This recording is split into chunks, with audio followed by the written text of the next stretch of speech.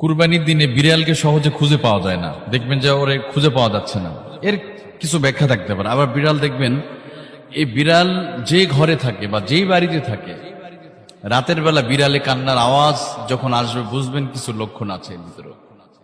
কারণ বিড়াল মানুষের খুব কাছাকাছি বসবাস করতে ভালোবাসে, আর যেই বাড়িতে বিড়াল থাকে এটাও ভালো লক্ষণ।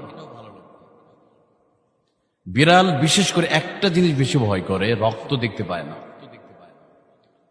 কুরবানি পশু জবাইয়ের আশপাশে দেখবেন বিড়ালকে সহজে পাবেন, কুকুর পাবেন কিন্তু বিড়ালকে পাওয়া যায় না। তবে বিড়ালের অনেক পজিটিভ গুণ আছে যেটা হাদিসের মধ্যে থেকেও জানা যায়, এবং এর অনেক উপকারী দিক পাওয়া যায়। ধরেন রাতের বেলা এই ছোট প্রাণীটা যখন চিৎকার মেরে ওঠে, কান্না করে, বিড়ালে কান্না আওয়াজ শোনা যায়, দেখবেন তখন বুঝবেন যে সে কোনো খারাপ জিন দেখে ফেলেছে। বিড়ালের সাথে একটা জিনের সম্পর্ক আছে। আর যখনই বিড়ালের কান্নার আওয়াজ রাতের বেলা শুনবেন বা ঘরে ছোট বাচ্চা আছে, তখন জোরে জোরে আয়াতুল কুরসি পড়বেন। খবরদার ওই বিড়ালকে কখনো মারতে যাবেন না। বিড়ালকে কি করতে হবে? আয়াতুল কুরসি আমরা পড়ব।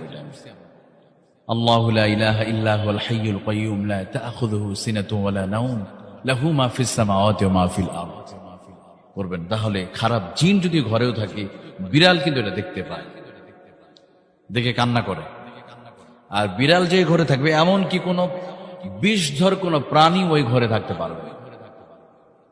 এই জন্য নবী সাল্লাল্লাহু আলাইহি ওয়াসাল্লাম তিনিও বিড়ালকে ভালোবেসেছেন। নবী সাল্লাল্লাহু আলাইহি ওয়াসাল্লাম প্রিয় সাহাবীরা বিড়ালকে ভালোবাসতেন। রাসূলুল্লাহ সাল্লাল্লাহু আলাইহি ওয়াসাল্লামের প্রিয় সাহাবী আবু হুরায়রা রাদিয়াল্লাহু আনহু, তিনি তো আবু হুরায়রা, ওনার নামই হয়েছে আবু হুরায়রা। হুরায়রা অর্থ বিড়াল, হিররাতুন, হুরায়রা আবুর অর্থ পিতা। ওনার নাম ছিল আব্দুর রহমান। কিন্তু বিড়ালকে এত ভালোবাসতেন, একটা অনুষ্ঠানে তিনি জামার আস্তিনের সাথে বিড়ালের বাচ্চা নিয়ে চলে আসতেন। নবী সাল্লাল্লাহু আলাইহি ওয়াসাল্লাম তখন বললেন যে, ও বিড়াল ছানার পিতা আবু হুরায়রা, ও আবা হুরায়রা। তো আবু হুরায়রা রাদিয়াল্লাহু আনহু কথাটা এত ভালো লেগেছে, নবী সাল্লাল্লাহু আলাইহি ওয়াসাল্লামের জবান দিয়ে যেহেতু বের হয়েছে, এরপর তো তিনি ওই নামটাকে এত পছন্দ করেছেন, এটাই প্রসিদ্ধ হয়। সুবহানাল্লাহ। এই জন্য দেখবেন অধিকাংশ হাদিস বর্ণনা করেছে, 5945টা হাদিস বর্ণনা করেছে আবু হুরায়রা রাদিয়াল্লাহু আনহু। দেখবেন যে ওয়া নবী হুরায়রা রাদিয়াল্লাহু আনহু قال ওয়া নবী হুরায়রা রাদিয়াল্লাহু আনহু قال قال রাসূলুল্লাহ সাল্লাল্লাহু আলাইহি ওয়াসাল্লাম। যখন হাদিসে ইবারত পড়ে দেখবেন আবু হুরায়রার হাদিস সবচেয়ে বেশি।